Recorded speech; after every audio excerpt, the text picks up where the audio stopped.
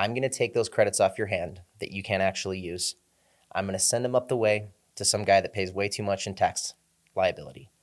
I'm going to give you 25% of your system cost. You were expecting a $30,000 tax credit. I'm going to give you $25,000 cash when we do your taxes next year. Again, this is for something that you couldn't use in the first place.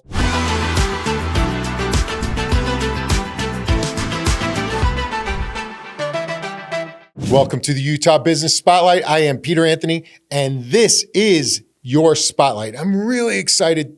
I'm always excited. It's 2026. We've got nothing but upside ahead for us this year. I'm here with my friend Cody, and he owns MidasWealth.com. They are killing it. They're doing some really cool things that you need to know about. And if you don't know about them, make sure you tell your friends. So like, subscribe, share, do what's necessary. Cody is a stud. Now, but I'm going to tell you first, I'm going to preface this. He is ridiculously good looking. He is funny. He's got a smile for miles, and the eyes are going to pierce you. Don't get sucked into that. Make sure he tells you about his wealth strategies.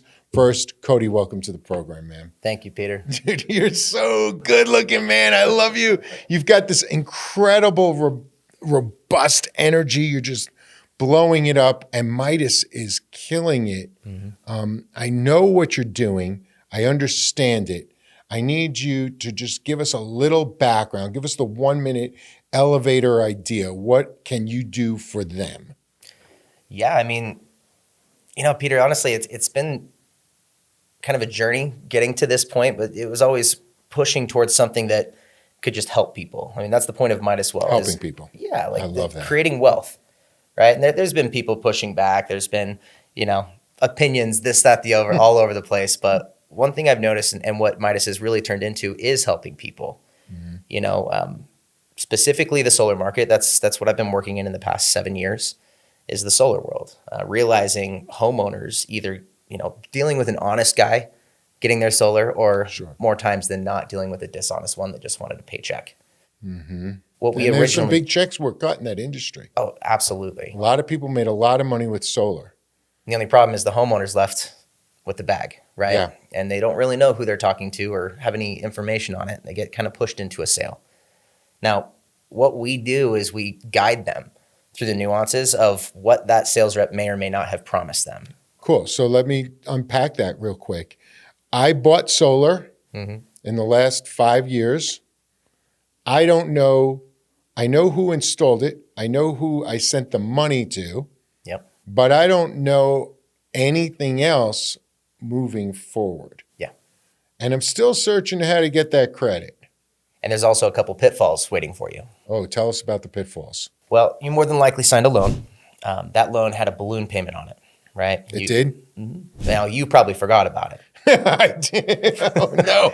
18 months down the road, it doubles, and you're like, what's happening? Wow. Now, the only reason it's doing that is something very nuanced. It's called a tax credit, right? The tax credit itself is something that's been kind of through the ringer recently. Sure. But for the most part, the rule of thumb is if you don't pay taxes, you're not going to get a tax credit, right? And it's just how many taxes you pay is equal to how much you're getting every single year of that credit. I like to think of it as two things. There's a piggy bank of what you're owed, and there's the speed at which you receive it, right? That speed is what screwed people over left and right. If you're paying $1,000 in taxes, but you're owed 30, it's going to take you 30 years to see that return. Oh, bang.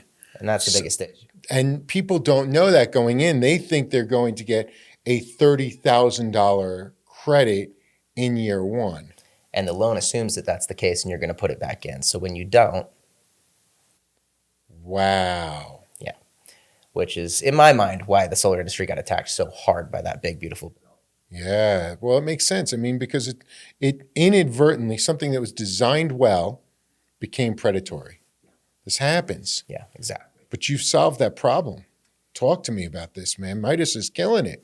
Well, it's interesting. We thought it was a lack of communication or maybe just expertise from the CPA standpoint.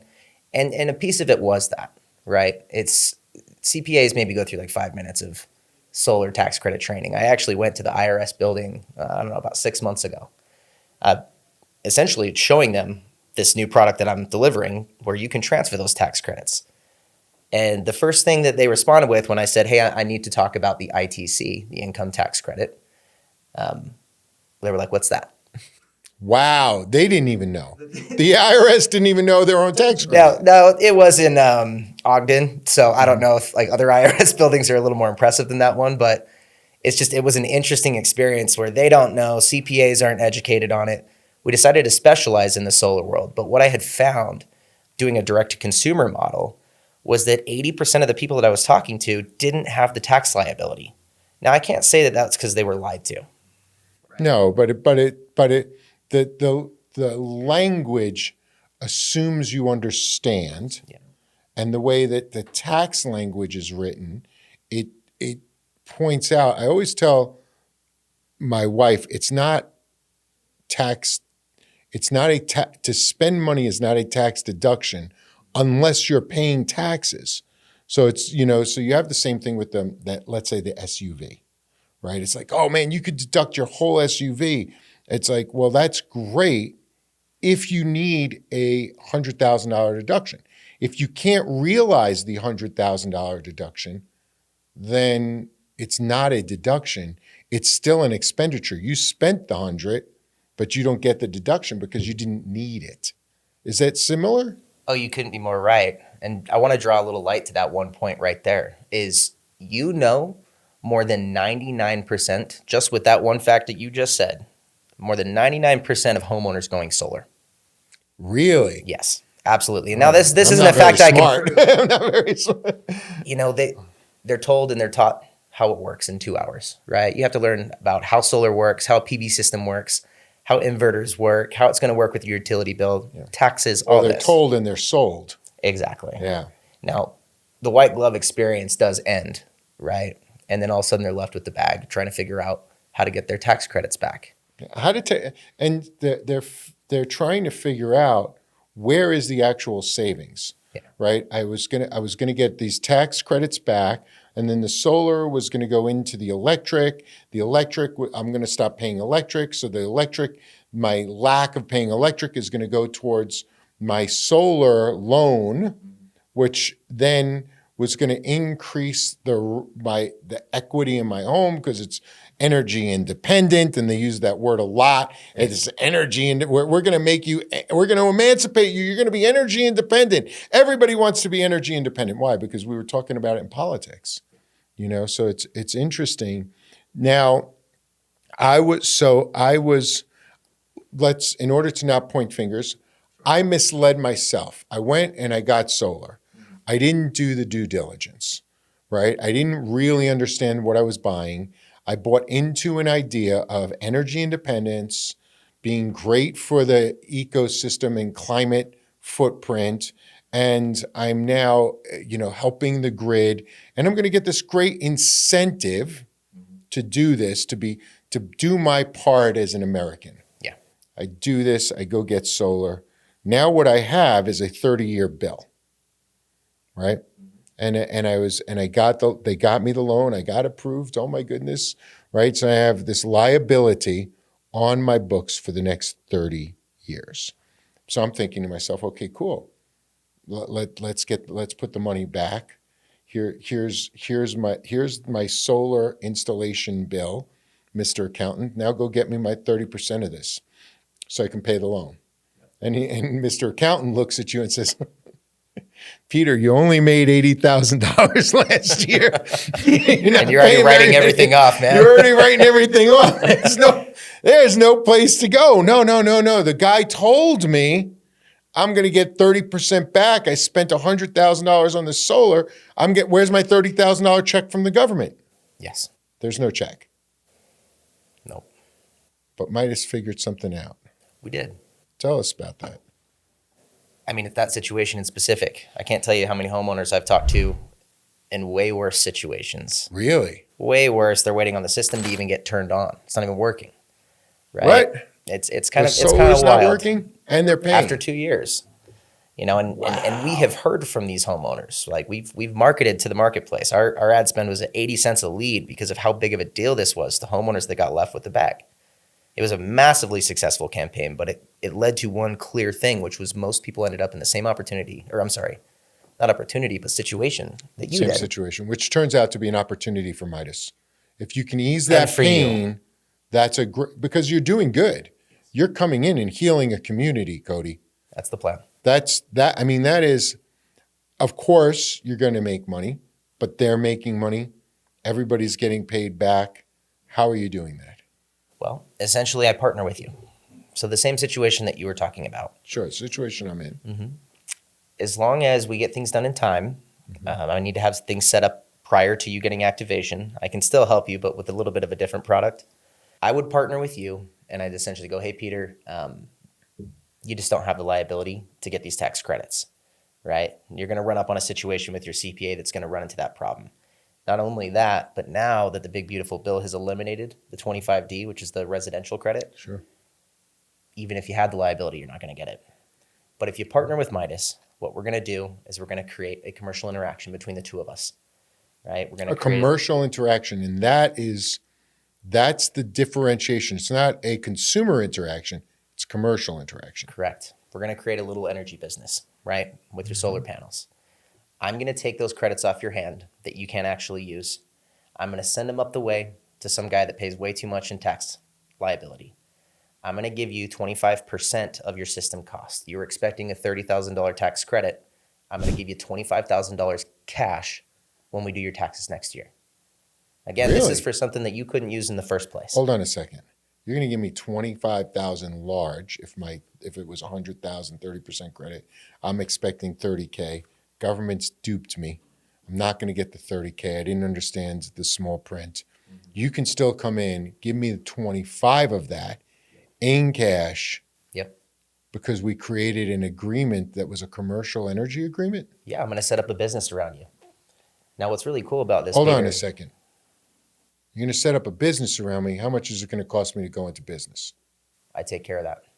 Hold on. So I don't have to pay to go into business with you? Part of my piece of this covers setting up the business, doing all the taxes for it. All I need you to do is file a K-1 with your taxes every year.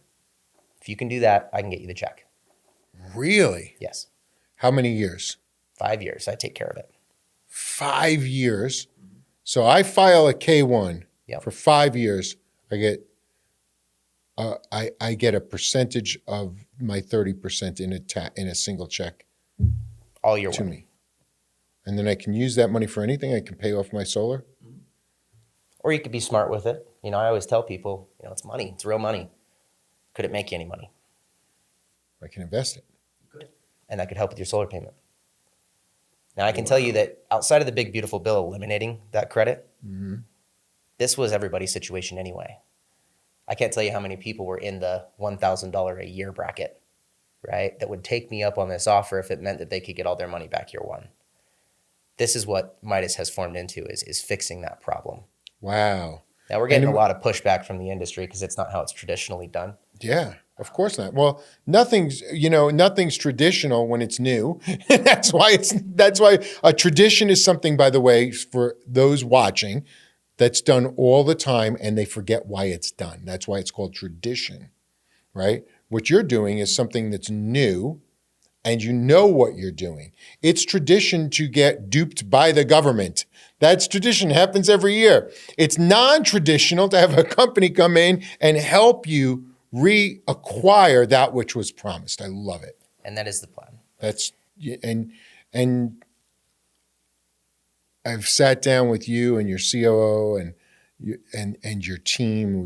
We've met multiple times here and had Zoom meetings, and we've met out in Vegas, and we're going to D together.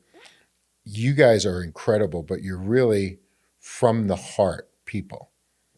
Like, I know that it's a great business model, but it's a great business model that was predicated on helping right a wrong. That's what I think makes all the difference in business. When your business is to help, truly help people, like, what better help is there? You're helping me, the consumer. Tell me, how does it help the commercial? It's actually pretty interesting. I think we've created a win-win-win situation. Sure. For the three people that we are our demographic. and our demographic is the solar homeowner. Our demographic is obviously Midas as a whole and the people that we feed, right? And then our demographic is the end result taxpayer, right? Somebody who's got 100 million in taxes. Tax right? liability. Exactly, that they're going to owe. And I'm partnering with thousands of people just like you, and I can offer these tax credits to this guy for 80 million. So what you're doing is you're actually creating an asset class. So the asset class is it's filled with these tax credits that are now lump summed. So you're creating a series of commercial LLCs that have K1s reported for a 5-year period of time. You bundle them, and then you sell a large tax credit. So let's say that tax credit for each one you create is, for the sake of the conversation, it's not accurate, but let's say each one is worth $100,000. You get the commercial to pay 25% of that, but realize the whole 100 as a tax deduction. Exactly. Less your commission, right? Which is fantastic.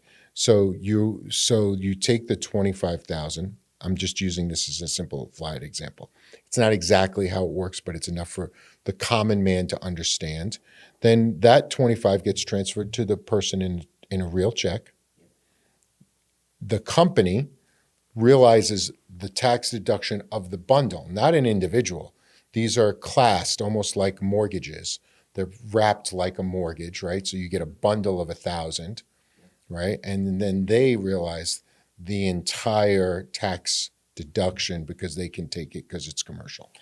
Exactly. And what's really cool, not to add any nuance to this, but what I do is called a tax equity transfer, or more commonly referred to as a partner flip. The reason I can afford to pay so much on this tax credit, because a lot of people add the numbers together. How do you pay 25% if it's only a 30% tax credit and the investor is going to buy it for the lowest price available on the market, which it is? Everybody else is selling these at 90 to 95 cents on the dollar. We're selling it at 78 cents on the dollar to the end result taxpayer. And the reason is that you're going to transfer the tax equity to me.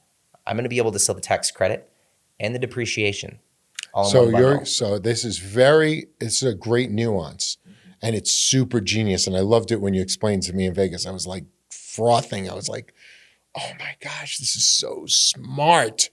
So you sell the immediate tax credit, but you also sell, and this is why I have to report my K1s. This is why it's so important.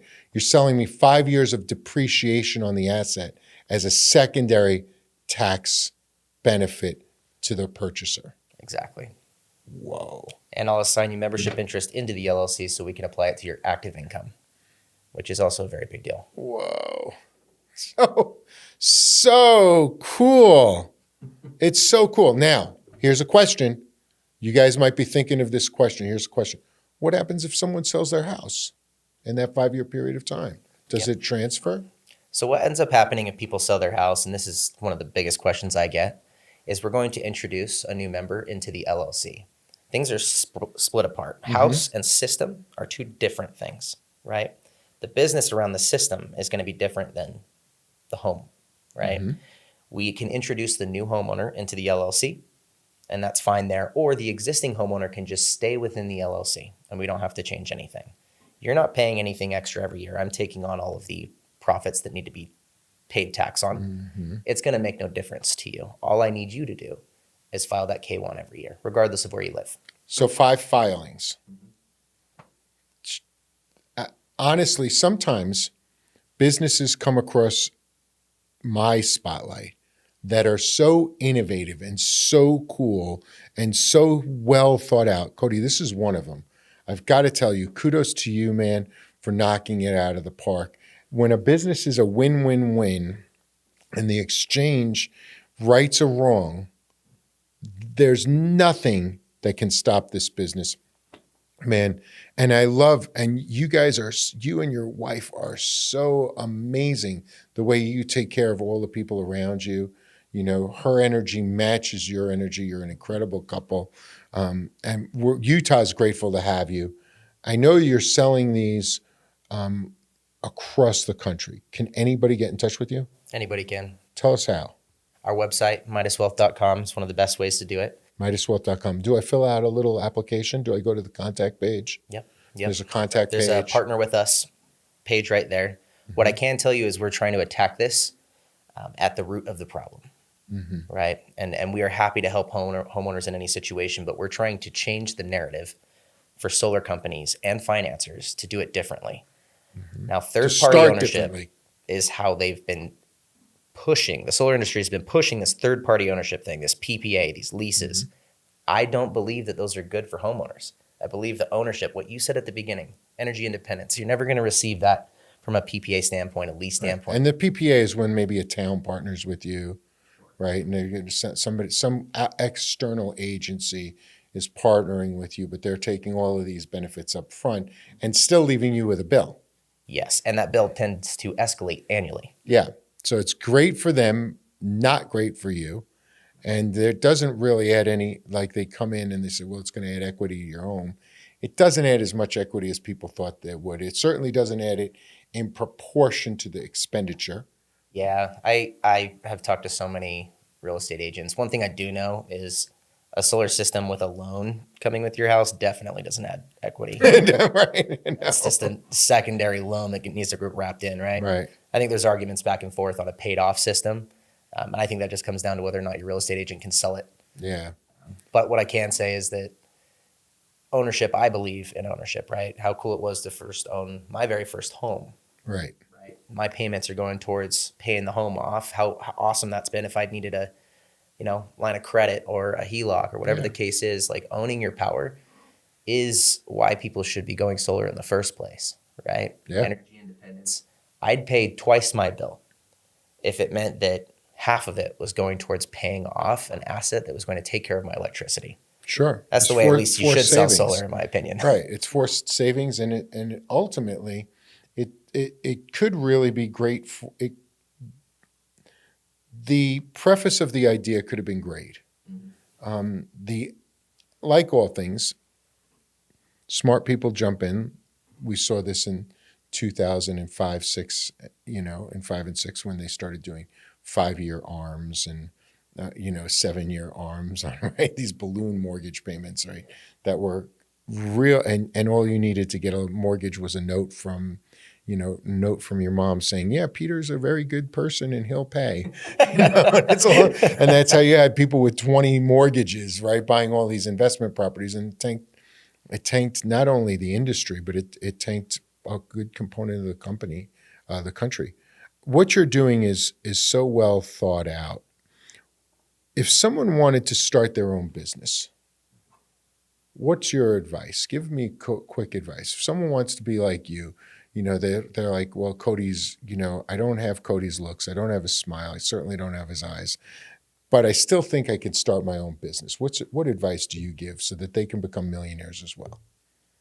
Man, that's a really good question. I've weirdly been thinking about that a lot recently. An old mentor that I had, Kevin Trost, it was always interesting to look at him because anything he did, he could, turn to gold. I'm thinking to myself, oh, you lucky dude. Like, I can't, what is that? But I've started to realize that being in business, even for the short amount of time that I have, and it's been about 8 years being a CEO, I never knew what to do. The thing that built me the most was my history in the military. It was just, I never quit. It didn't matter how hard it got. I love it. The end result is pretty clear. You've got a starting point and you've got an end point, right? And a lot of people convince themselves off the track, the singular track to get to this end point, right? They make an excuse to go over here, to stop, or to go backwards, right? And a lot of times when you're going towards this end point, you are going to go backwards. One step forward, 2 step backs happens all the time for entrepreneurs. But just the honest truth that I know is that no matter what, if you keep walking forward, you will end at this point. It's just a matter of time. So the biggest advice that I would give to anybody is don't stop walking. I love that. Don't stop walking. And you said 2 things that I think are really important. And I've met a lot of millionaires that have military backgrounds. And I think that military background and the ideal of don't quit is incredibly important, and the emphasis on giving back, sacrifice. You're putting yourself, you're putting your country before yourself. You're putting the business before yourself. You're saying, okay, as long as I stay the course, it might take me 5 years, 7 years, 10 years, 12 years. Someone else might get there. Everybody chooses a different vehicle. And you're only going to go as fast as your vehicle, but both vehicles will get you to the same endpoint, right? If we're both going to Provo, you might have accidentally jumped in a Lamborghini. I might have taken, I don't know, an SUV, right? But we're both going to get there. It's not how fast you get there, but it's how solid you get there. You're going to learn a lot. And I love that because I see so many people, they're looking for the fast, not understanding that you say you've been in business for 8 years, but you've been preparing that whole time. Yeah. One thing I will say for the people obsessed with speed, the only advice I could give on that one is to fail faster. I love Be that. brave enough to do it, right? Yeah. To fail, to be the guy with a bunch of crap all over his face and keep going. When Nelson Mandela was imprisoned, he was incarcerated for over almost 3 decades, but well over 25 years. He was interviewed, and they took him back to his cell, which you could literally touch all 4 sides. And he was there for 25. They said, well, what did you do in this cell for 25 years? And he said something that was incredibly profound. He said, I prepared to lead my people. Wow. He looked at that not as being ostracized from his people, but as an opportunity to prepare. So I tell everybody, if you have a job, what you really have, and you have a job and a dream, what you have is an investor. And if you look at that job as somebody who's willing to invest in you, and in return for that investment, I'm not asking you to pay me back. I'm asking you to show up for 37 and a half hours every week, enthusiastically, with great opportunity to look after what's stewarding your growth. The rest of the hours, so if there are 12 hours available realistically a day, that's 84 hours a week. I'm asking you for 37, and I'm leaving you with 44. I'm leaving you with enough time and energy to invest in your dream full time if you help maintain my dream.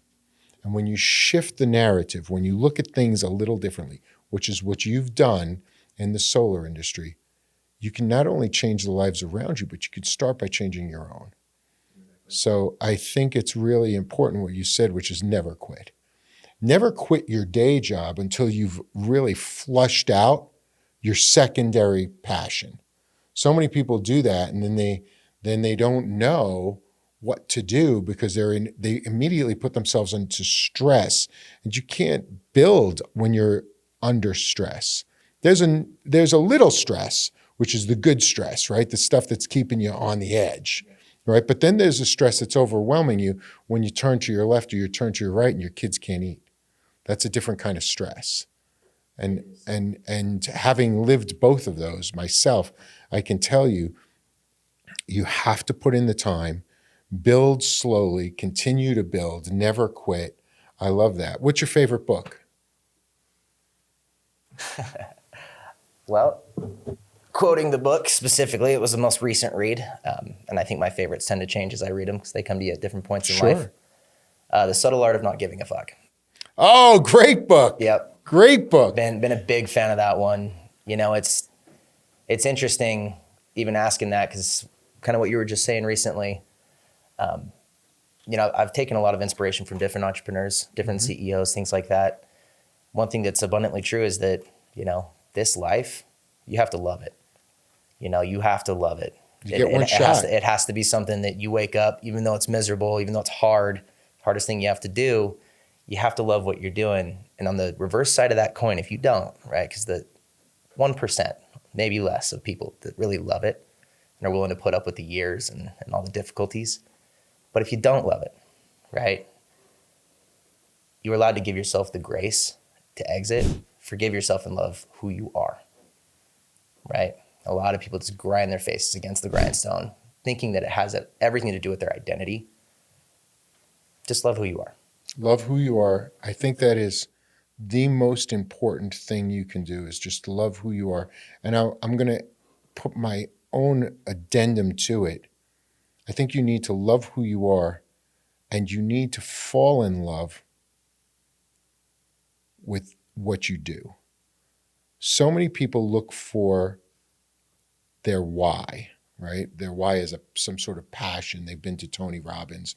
You got to find your why. If you find your why and you follow your why, and I think the why is in the work, not in the pursuit.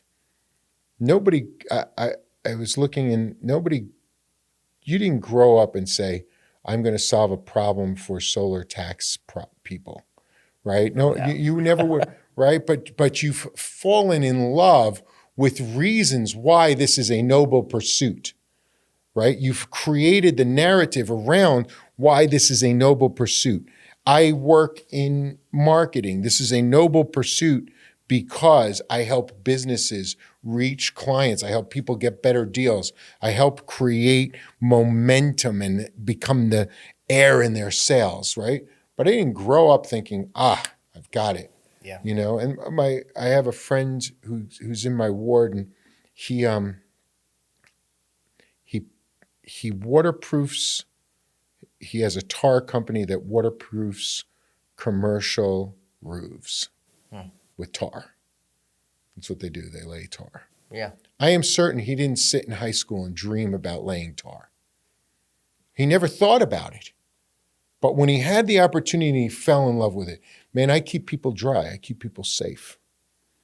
I let businesses flourish under our protection, right? Now, if you think about it, well, what do?